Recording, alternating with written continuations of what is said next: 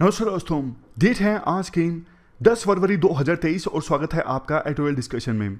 आज total 3 issues हम discuss करेंगे। सबसे पहला इशू हम डिस्कस करेंगे माइक्रो फाइनेंस से संबंधित। डिटेल से इस टॉपिक को डिस्कस करेंगे।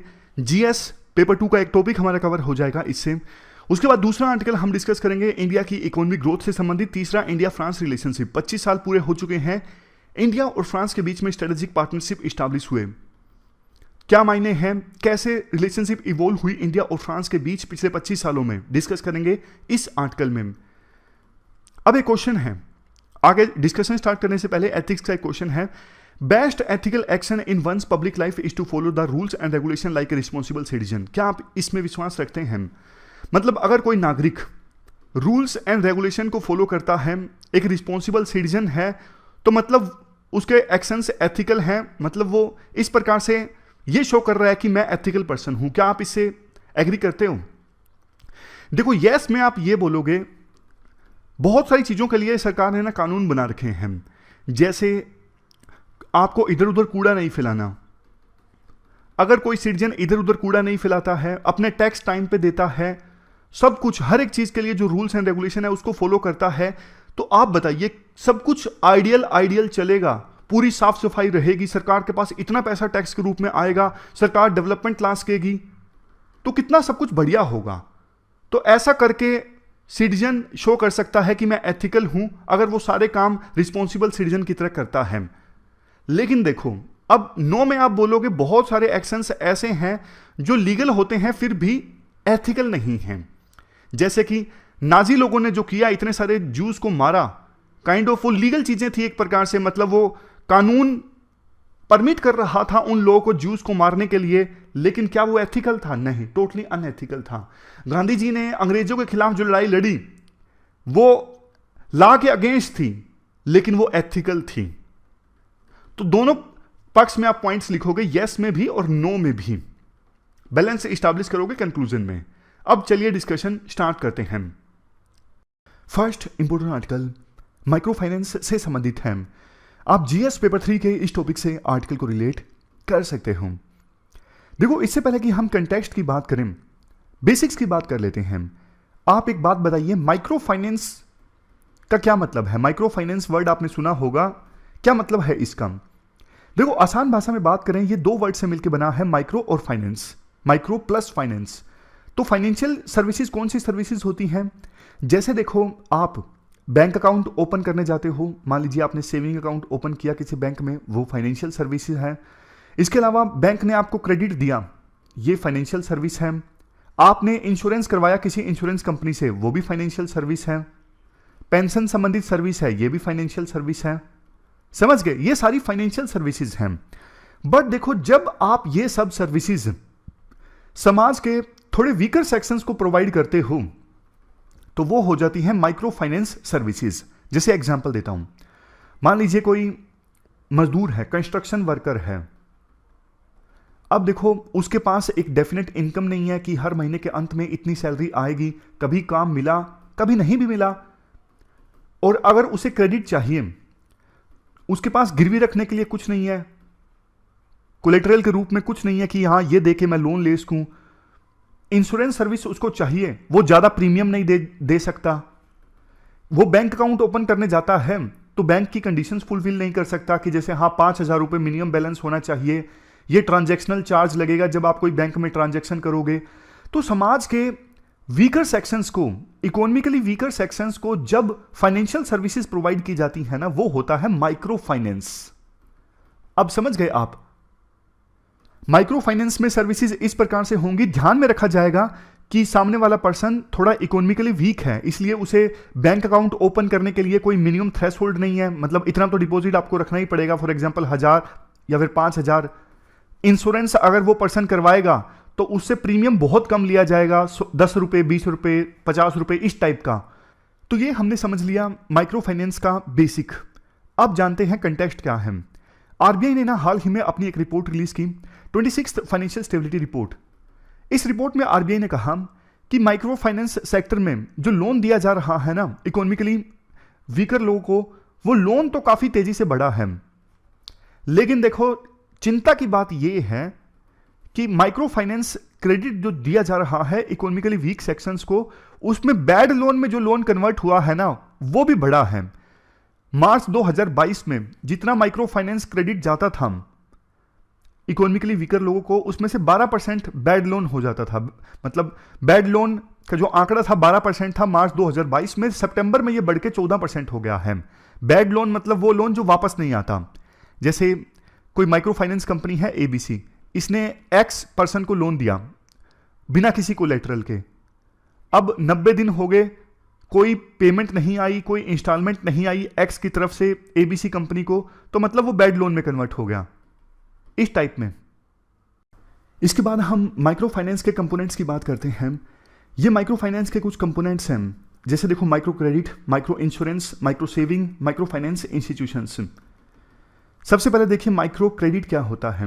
जो मैंने आपको बताया ना, ऐसे लोगों को लोन देना जिनके पास अभी लगातार कोई एम्प्लॉयमेंट नहीं है, जैसे कंस्ट्रक्शन वर्कर है, कोई वेंडर है, जैसे रेडी वगैरह लगाते हैं ना, ऐसे वर्कर्स हैं, उनकी कोई वेरीफिएबल क्रेडिट हिस्ट्री नहीं है। मतलब जैसे आप लोन लेने जाते हो तो बैंक वाले आपसे पिछले 2-3 साल की बैंक स्टेटमेंट मांगते हैं, आईटीआर मांगते हैं, आपने इनकम टैक्स रिटर्न्स फाइल किया है। अब ऐसे लोग कंस्ट्रक्शन वर्कर्स, वो तो आईटीआर फाइल नहीं करते, बैंक अकाउंट में पैसे नहीं आते, कैश में खेलते हैं, तो ऐसे लोगों को यूजली लोन नहीं मिलेगा आसानी से। तो उन लोगों को लोन देना वो होता है माइक्रो क्रेडिट। अब ये जो माइक्रो क्रेडिट दिया जाता है ना, काफ़ी सारे चैनल्स के थ्रू दिया जाता है। जैसे शेड्यूल्ड कॉमर्शियल बैंक्स हैं। शेड्यूल्ड कॉमर्शियल बैंक्स तो यही, जैसे एचडीएफसी, एसबीआई, ये अपने बिजनेस कोरेस्पोंडेंट के थ्रू माइक्रो क्रेडिट देते हैं। रीजनल रूरल बैंक हैं, कोऑपरेटिव बैंक हैं, नॉन बैंकिंग फाइनेंशियल कंपनीज हैं, या फिर माइक्रो फाइनेंस इंस्टीट्यूशंस हैं। दूसरे नंबर पे है माइक्रो इंश्योरेंस। दिक्कत देखो यहीं पर भी सेम है। अब जो इकोनॉमिकली वीक लोग होते हैं वो ज़्यादा इंश्योरेंस का प्रीमियम नहीं दे पाते कि हाँ भाई 1000 रुपये हर महीना देंगे या फिर 2000 रुपये हर महीना देंगे। ये तो बहुत कम इंश्योरेंस का प्रीमियम दे पाते हैं, 10 रुपये, 50 रुपये, 20 रुपये, इस टाइप में। तो जब ऐसे लोगों को इंश्योरेंस सर्विसेज प्रोवाइड की जाती हैं वो है माइक्रो इंश्योरेंस।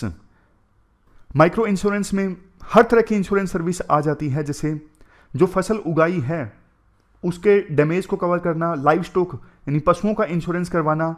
नेक्स्ट है माइक्रो सेविंग। माइक्रो सेविंग मतलब इकोनॉमिकली वीक लोग जिनके लो इनकम है, जिनकी सेविंग कम होती है, इनको सेविंग अकाउंट की सर्विस प्रोवाइड करना, ताकि वो अपने छोटे छोटे डिपॉजिट को 500 रुपये, 700 रुपये, 1000 रुपये, 10,000 रुपये, ऐसे छोटे छोटे डिपॉजिट बैंक में जमा करवा सकें और बिना किसी सर्विस चार्ज के। अब लास्ट में है माइक्रो फाइनेंस इंस्टीट्यूशंस। देखो वो इंस्टीट्यूशंस जो माइक्रो फाइनेंस की सर्विसेज प्रोवाइड करते हैं उनको माइक्रो फाइनेंस इंस्टीट्यूशंस कहा जाता है। बहुत सारी ऑर्गेनाइजेशंस होती हैं माइक्रो फाइनेंस इंस्टीट्यूशंस में, कुछ बड़ी कुछ छोटी, लीगल फॉर्म भी अलग अलग होती हैं। जैसे देखो पिछले ही स्लाइड में हमने डिस्कस किया था, regional rural bank, NBFC, scheduled commercial bank, cooperative bank, ये सब अलग अलग फॉर्म में माइक्रो क्रेडिट की सर्विसेज प्रोवाइड करते हैं। अब स्टेटस क्या है माइक्रो फाइनेंस का? नाबार्ड के अनुसार self help group bank linkage programme जो है ये कवर करता है 14.2 करोड़ फैमिलीज को थ्रू 119 लाख एसएचजीज। एसएचजी मतलब सेल्फ हेल्प ग्रुप्स। इसमें देखो कंसेप्ट ये होता है, मान लीजिए कोई सेल्फ हेल्प ग्रुप है जिसमें 6 से लेके 8 के बीच में महिलाएं हैं जो सिमिलर इकोनॉमिक एक्टिविटी करती हैं, फॉर एग्जांपल कपड़ों की सिलाई। अब इंडिविजुअली उनको लोन नहीं मिलेगा, लेकिन सेल्फ हेल्प ग्रुप बैंक के पास जाएगा तो बैंक उसे लोन दे देगा। बैंक देखेगा कि सेल्फ हेल्प ग्रुप मिलके कैसे काम कर रहा है, मतलब 6 से 8 महिलाओं का जो ग्रुप है कैसे काम कर रहा है, ट्रैक रिकॉर्ड कैसा है, सब कुछ देखेगा। और कई बार ना यहां पे जॉइंट लायबिलिटी का कंसेप्ट इंप्लीमेंट किया जाता है। अलग से ग्रुप होते हैं जॉइंट लायबिलिटी ग्रुप। जैसे 6 से 8 महिलाएं हैं, अब इनमें से अगर एक महिला को लोन मिल रहा है ना, तो उसकी लायबिलिटी बाकी लोगों पर भी होगी अगर वो अपना लोन नहीं चुकाती है। अब इससे क्या होता है, बाकी लोगों का ना दबाव होता है उस मेंबर पर जिसने लोन लिया है कि आपको लोन वापस देना है, अदरवाइज हमें चुकाना पड़ेगा, अदरवाइज लायबिलिटी हमारे ऊपर आएगी।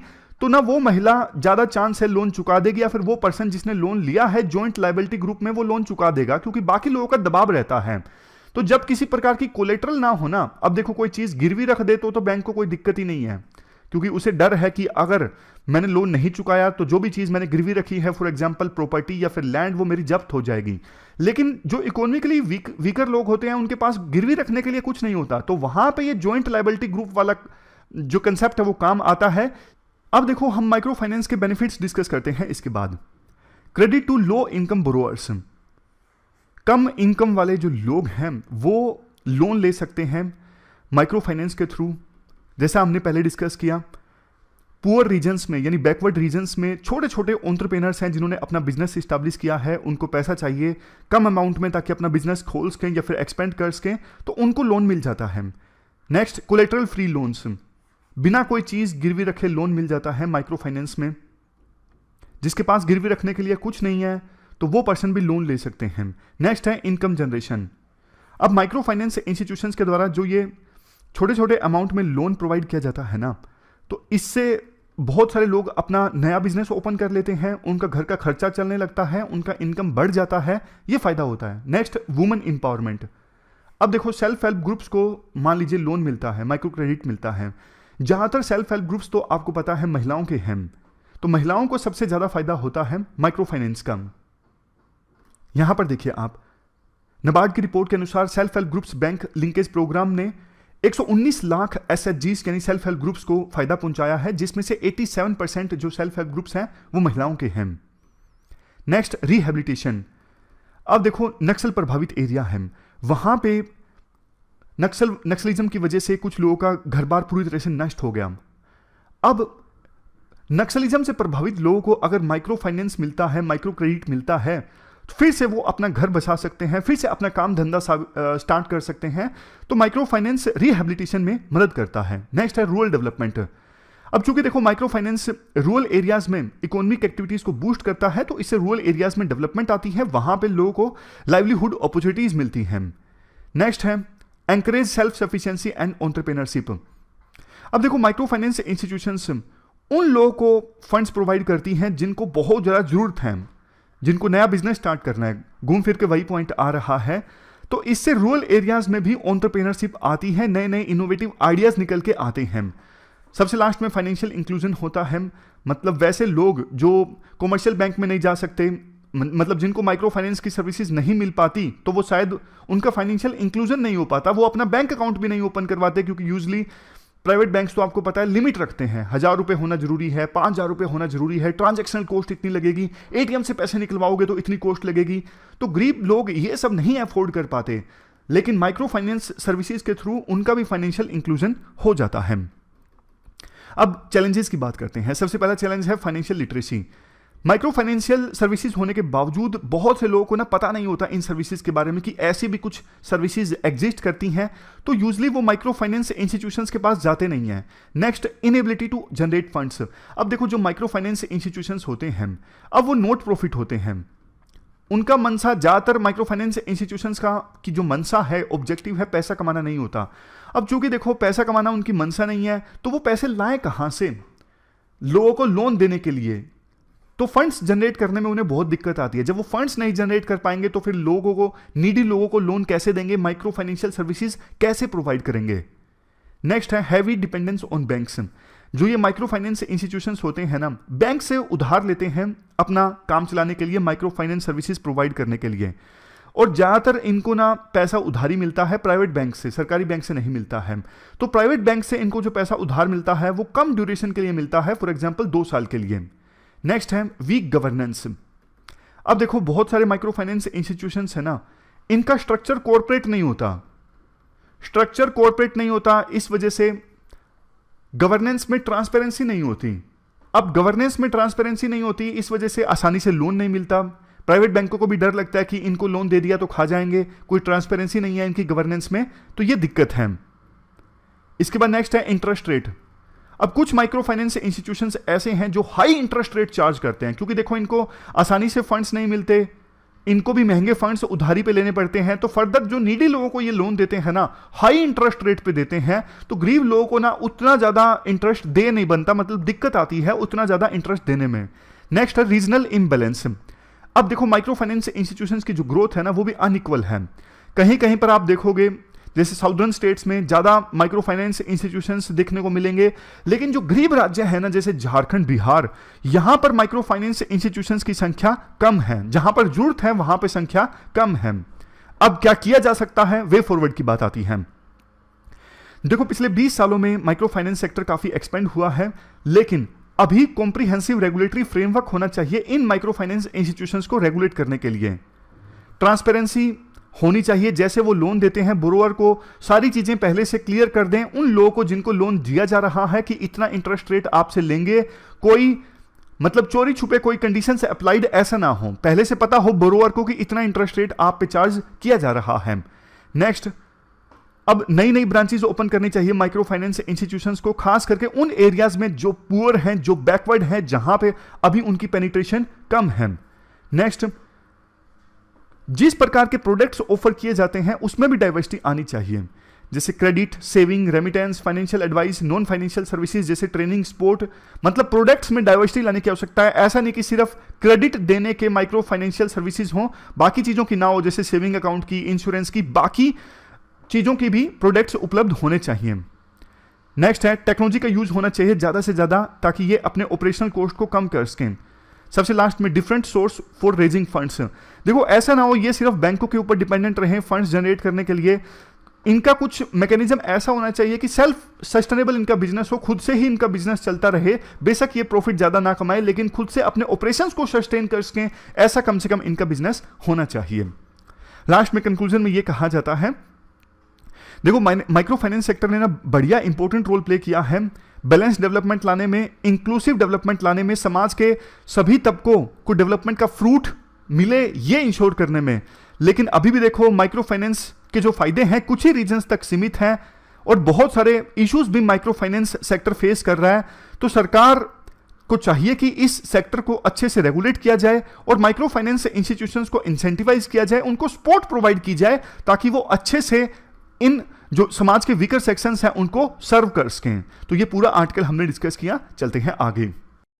इसके बाद नेक्स्ट आर्टिकल इकोनॉमिक ग्रोथ से संबंधित है। आप जीएस पेपर 3 के इस टॉपिक से आर्टिकल को रिलेट कर सकते हो।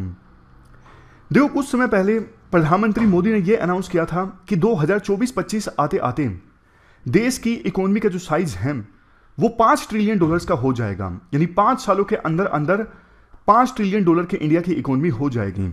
अभी हम इस टारगेट से काफी दूर हैं, बीच में कोविड भी आ गया, इसलिए पूरी तरह से तो सरकार को भी दोष नहीं दिया जा सकता। समय समय पर देखो ऐसे टारगेट जो हैं वो आते रहते हैं। जैसे कुछ समय पहले न्यूज आई कि यूके को रिप्लेस करके इंडिया 5th लार्जेस्ट इकोनॉमी बन गया है।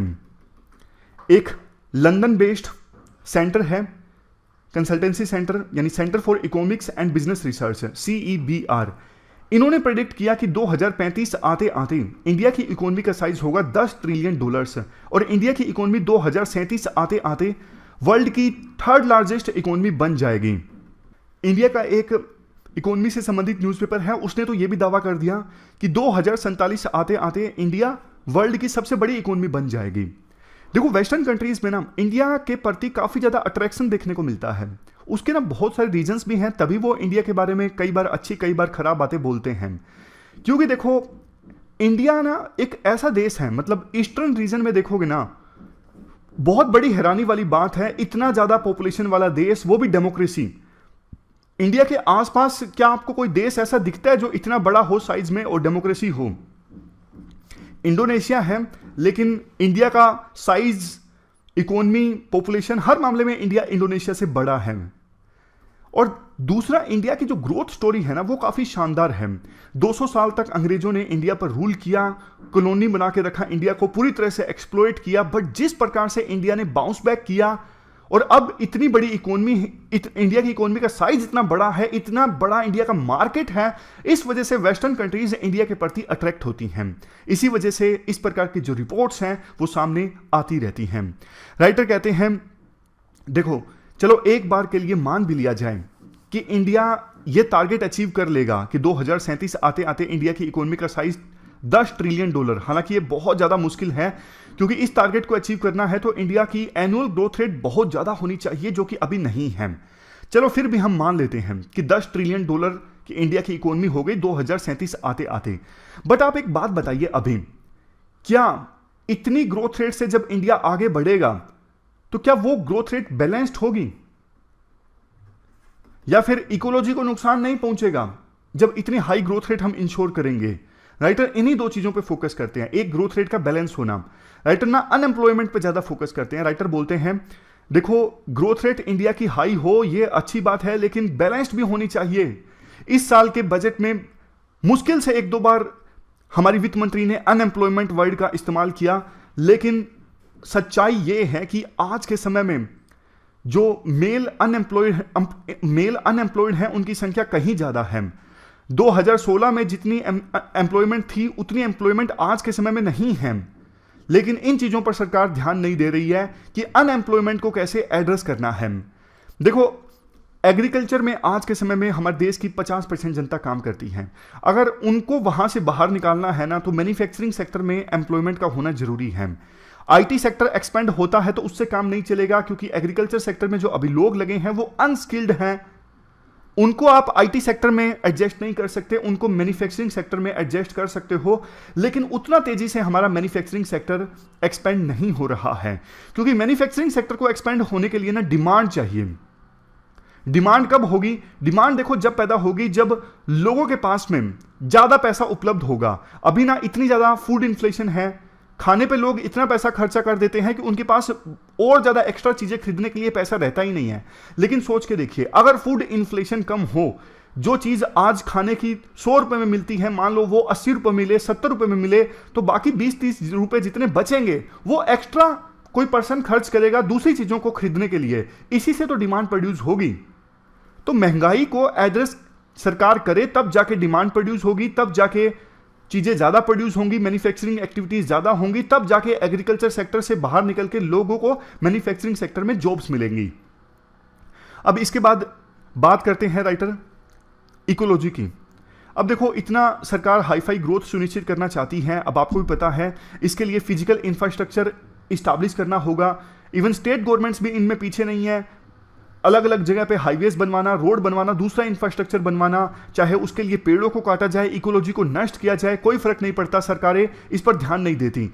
बट देखो इसका फिर गंभीर परिणाम विभिन्न सरकारों को भुगतना पड़ता है। जैसे केरला की सरकार ने भुगता, वहां पे 2 साल तक लगातार फ्लड्स आई। अभी उत्तराखंड में आप देख लीजिए जोशीमठ की जो जमीन है वो खिसक रही है। तो ऐसी ग्रोथ का क्या मतलब जिससे कि लोगों को जो लाइवलीहुड है वो प्रभावित हो, पेड़ों को काटा जाए, इकोलॉजी पूरी तरह से नष्ट हो, क्लाइमेट चेंज हो जाए, वेदर फेनोमेनन इरेगुलर हो जाए, तो ऐसी ग्रोथ का क्या मतलब? इस पर सरकार को ध्यान देना चाहिए। लास्ट में राइटर एक चीज बोलते हैं, देखो ये बात सच है, इंडिया में गरीबी काफी ज्यादा है, पॉवर्टी का बैकलॉग है इंडिया में, और इसके लिए हाई इकोनॉमिक ग्रोथ रेट चाहिए। बट देखो ग्रोथ रेट ऐसी होनी चाहिए जो सबको साथ लेके चले, जो एम्प्लॉयमेंट जनरेट करे, जिससे इकोलॉजी नष्ट ना हो। ग्रोथ रेट ज्यादा हो जरूरी है, लेकिन ग्रोथ रेट बैलेंस्ड भी होनी चाहिए, ग्रोथ रेट इक्विटेबल भी होनी चाहिए, उसका लाभ सभी वर्गों को मिले। तो ये पूरा आर्टिकल हमने डिस्कस किया, चलते हैं आगे। अब लास्ट जो आर्टिकल है वो इंडिया फ्रांस रिलेशंस से संबंधित है। देखो अब ना 26 जनवरी को ना इंडिया और फ्रांस की स्ट्रेटेजिक पार्टनरशिप स्टैब्लिश हुए 25 साल पूरे हो गए। 1998 में इंडिया और फ्रांस के बीच में स्ट्रेटेजिक पार्टनरशिप साइन हुई थी। राइटर कहते हैं देखो हर प्रकार के समय को इंडिया और फ्रांस ने मिलकर झेला, और आज दोनों देशों की जो पार्टनरशिप है वो पहले से ज्यादा मजबूत है। दोनों देशों की जो वैल्यूज हैं सेम है, दोनों देश चाहते हैं टेररिज्म खत्म हो, दोनों देश डेमोक्रेटिक वैल्यूज में विश्वास करते हैं, दोनों देश चाहते हैं वर्ल्ड में पीस आए, स्टेबिलिटी आए, दोनों देश स्ट्रेटेजिक ऑटोनॉमी भी चाहते हैं अपनी फॉरेन पॉलिसी में। मतलब स्ट्रेटेजिक ऑटोनॉमी का मतलब ये है, इंडिया चाहता है कि वो अपने नेशनल इंटरेस्ट संबंधित फैसले खुद ले सके फॉरेन पॉलिसी में, फ्रांस भी यही चाहता है। और ऐसे कोई बड़े इशू है नहीं जहां पर दोनों देशों के बीच में कोई बड़ा डिसएग्रीमेंट आता हो। बेशक देखो यूक्रेन रशिया वार पर दोनों देशों की जो राय है वो अलग अलग है, लेकिन सहमति है दोनों देशों के बीच में कि हाँ कि वार जल्दी खत्म होना चाहिए। लेकिन फ्रांस इस बात को समझता है कि उसके रशिया के साथ डिफेंस रिलेशन है, और देखो दोनों देशों के जो प्रधानमंत्री या फिर राष्ट्रपति है ना, उनकी अभी भी रशिया के राष्ट्रपति पुतिन के साथ बातचीत होती है, और ये अपने आप में आज के समय में रेयर है। फ्रांस इंडिया का की ट्रेडिंग पार्टनर यानी बड़ा इंपॉर्टेंट ट्रेडिंग पार्टनर के रूप में इमर्ज होकर आया है।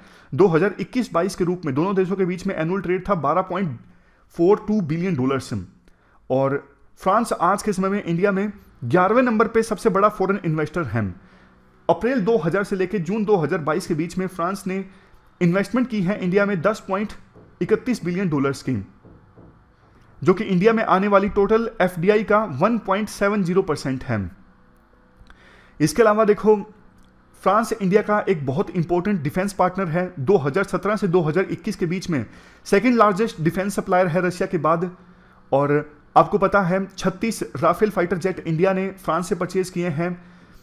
फ्रांस की एक फेमस सबमरीन है स्कॉर्पियन।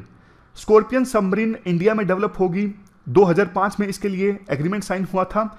फ्रांस हमें टेक्नोलॉजी देगा और इसकी मैन्युफैक्चरिंग इंडिया में होगी। इसके अलावा टाटा ग्रुप ने हाल ही में एयरबस, जो फ्रांस की एक कंपनी है, एयरबस के साथ में एग्रीमेंट साइन किया C-295 टैक्टिकल ट्रांसपोर्ट एयरक्राफ्ट को मैन्युफैक्चर करने के लिए गुजरात के वडोदरा में। अब देखो, जल्द ही यहां पर दूसरे एयरक्राफ्ट की मैन्युफैक्चरिंग भी हो सकती है, जैसे सिविलियन एयरक्राफ्ट या फिर मिलिट्री एयरक्राफ्ट। जॉइंट एक्सरसाइजेज काफ़ी होती हैं इंडिया और फ्रांस की मिलिट्री के बीच में, जैसे वरुणा नेवल एक्सरसाइज है, गरुड़ा एयरफोर्स की एक्सरसाइज है और शक्ति आर्मी की एक्सरसाइज है। दोनों देशों के बीच में देखो, डिफेंस रिलेशनशिप के मजबूत होने का स्कोप इसलिए भी ज़्यादा है क्योंकि फ्रांस इस बात को समझता है और सपोर्ट करता है कि इंडिया चाहता है कि डिफेंस मैन्युफैक्चरिंग के मामले में इंडिया एक बड़ा इंडस्ट्रियल बेस बने, और फ्रांस इस मामले में इंडिया की मदद करना चाहता है।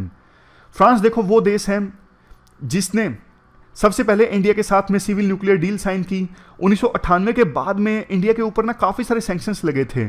फ्रांस पहला ऐसा देश था जिसने इंडिया की मदद की, इंडिया के साथ उसमें कोऑपरेट किया और आइसोलेट इंडिया को ज़्यादा नहीं होने दिया। फ्रांस हमेशा से यूनाइटेड नेशंस सिक्योरिटी काउंसिल में इंडिया की परमानेंट मेंबरशिप की वकालत करते आया है। इवन एनएसजी की मेंबरशिप में भी फ्रांस इंडिया का सपोर्ट करता है। क्लाइमेट चेंज के मामले में दोनों देश आपस में कोऑपरेट कर रहे हैं। दोनों ने मिलकर इंटरनेशनल सोलर अलायंस एस्टैब्लिश किया 2015 में।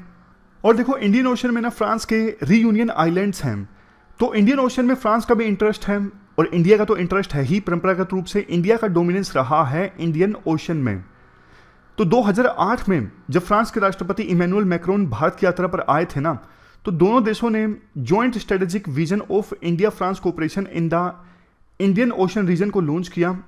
मतलब दोनों ने मिलकर ये जॉइंट विजन लॉन्च किया। दोनों के इंटरेस्ट कन्वर्ज होते हैं इंडियन ओशन में। दोनों चाहते हैं कि चाइना जो डिसरप्टर बनना चाहता है इंडियन ओशन में, अपनी पावर को इंक्रीज करना चाहता है, ऐसा ना हो। दोनों देश यहां पर फ्रांस और इंडिया मिलकर यहां पे जॉइंट पेट्रोलिंग करते हैं इंडियन ओशन में। इसी से पता लगता है कि दोनों को लगता है कि हमारे जो सिक्योरिटी रिलेटेड कंसर्न्स हैं वो सेम हैं। इसके अलावा देखो, 3 देशों ने मिलकर, जिसमें इंडिया है, फ्रांस है और यूएई है, यहां पर देखो यूएई, 3 देशों ने मिलकर Indo Pacific trilateral development cooperation fund establish किया। यूएई के साथ मिलकर यह फंड इस्टेब्लिश किया। मकसद देखो ये था, अब आपको पता है इंडियन ओशन रीजन में चाइना जो है अपनी बिल्कुल डोमिनेंस इस्टेब्लिश करने की कोशिश कर रहा है, बिल्कुल सस्ते दामों में विभिन्न देशों को लोन देके, ताकि उनके ऊपर अपना इन्फ्लुएंस जमाया जा सके। और कई सारे देश तो डेट ट्रैप में भी आ जाते हैं, फॉर एग्जांपल श्रीलंका। तो अगर ये 3 देश मिलके, जैसे इंडिया, यूएई और फ्रांस मिलके इंडियन ओशन में आने वाले देशों को लोन देते हैं ना, तो चाइना के बढ़ते इन्फ्लुएंस को रोका जा सकता है। तो ये मकसद है इस फंड को इस्टेब्लिश करने का। तो इस प्रकार से हमने इंडिया और फ्रांस रिलेशंस को डिटेल से समझा और हमारी आज की डिस्कशन में इतना ही है।